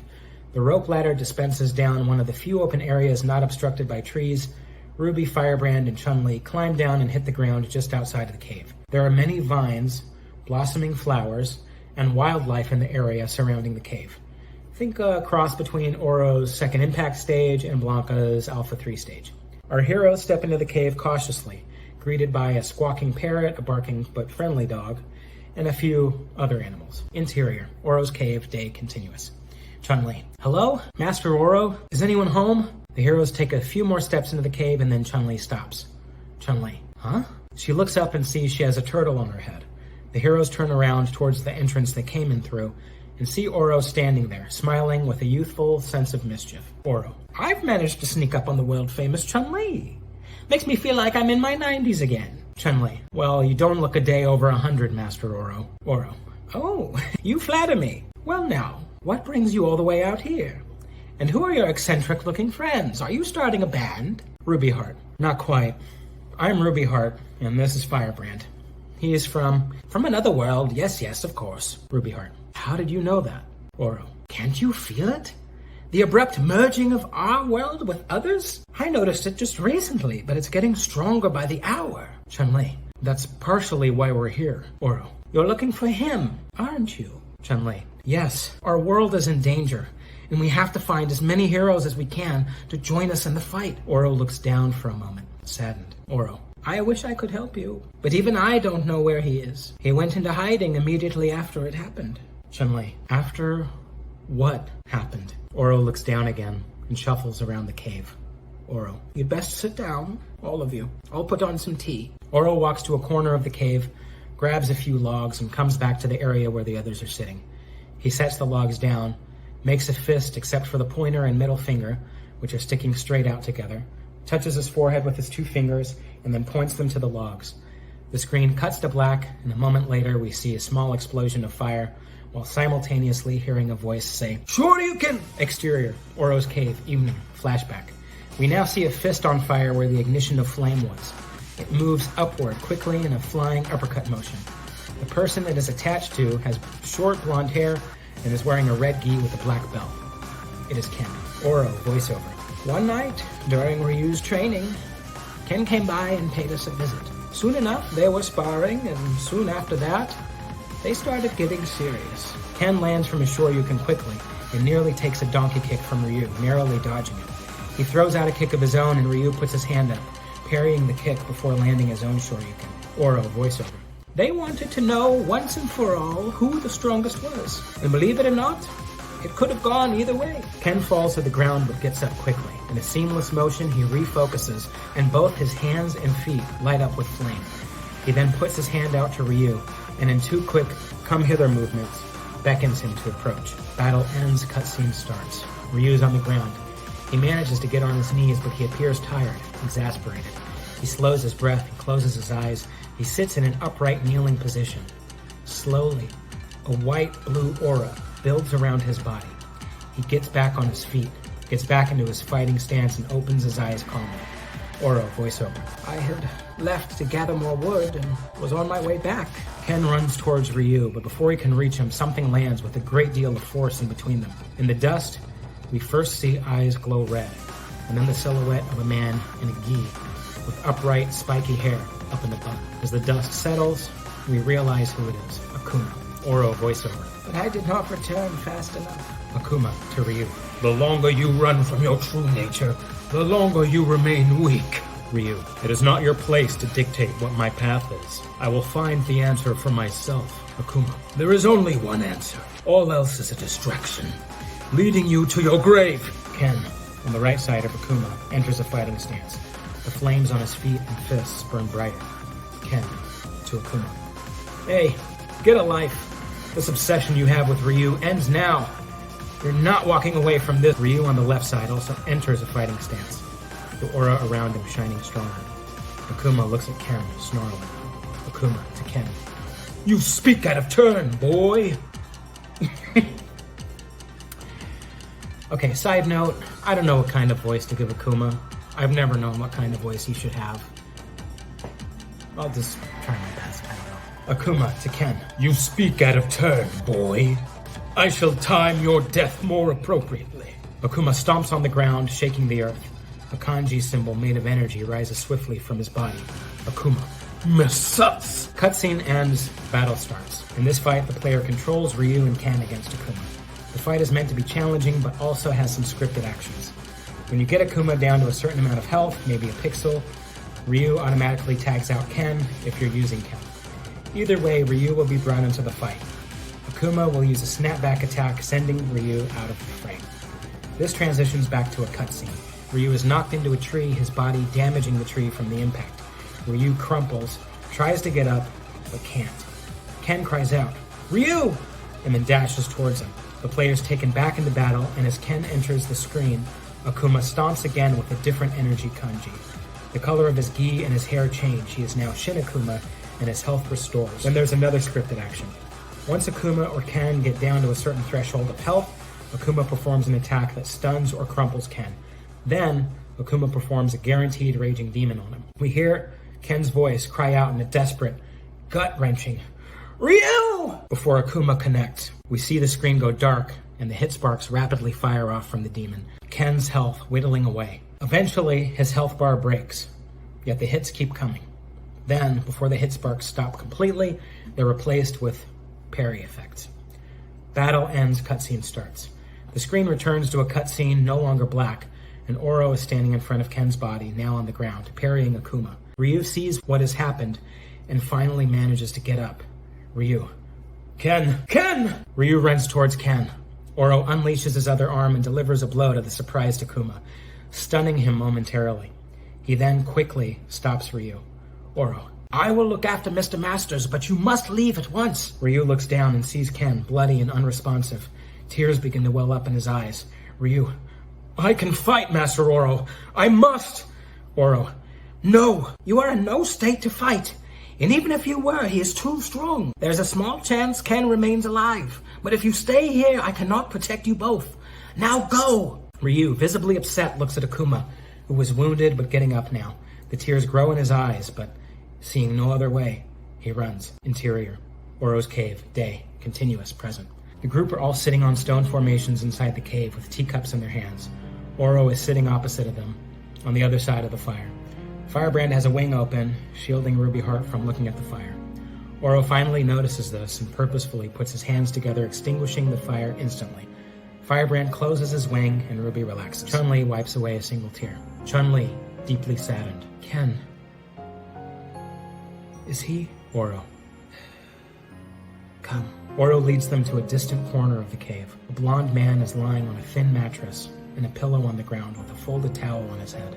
There's a blanket on top of him, but part of his muscled torso is visible, revealing many deep, severe bruises. Oro. He is extremely fortunate to have survived, but has been in this comatose condition ever since. I have not seen or heard from Ryu since that day and highly doubt he would like to be found. Ruby Heart, I can only imagine what he is going through. What any of you are going through, but we can't do this without him. Oro. Yes, I assumed as much. It's not like I could stop you anyhow, but for all he knows, the person closest to him is dead. As a result, you may come to find that the man you remember died as well. Ruby Heart, I suppose we will find out soon enough. Thank you for your help and for the tea. Ruby, Chun-Li, and Firebrand stand up and start to make their way out of the cave. Ruby is behind the other two, and before she fully exits the cave, Oro addresses her. Oro, to Ruby. Who do you want to be? Ruby Heart. Excuse me? Oro. I've seen that look before. It's a look of great concern. But whatever it is you're grappling with inside yourself, who do you want to be? Because you get to decide. Ruby looks down for a moment, contemplatively. She wants to respond to Oro. She wants to say many things and ask many questions. But in that moment, no words find her. Her mouth bends to the side, resulting in something between a smile and a frown, and she continues walking towards the ship with the other two heroes. The camera zooms in on an aerial shot, showing our heroes approaching the ship and climbing the ladder to get on board. The screen fades to black, and a beat before we see what the next scene looks like, we hear the sound of running water.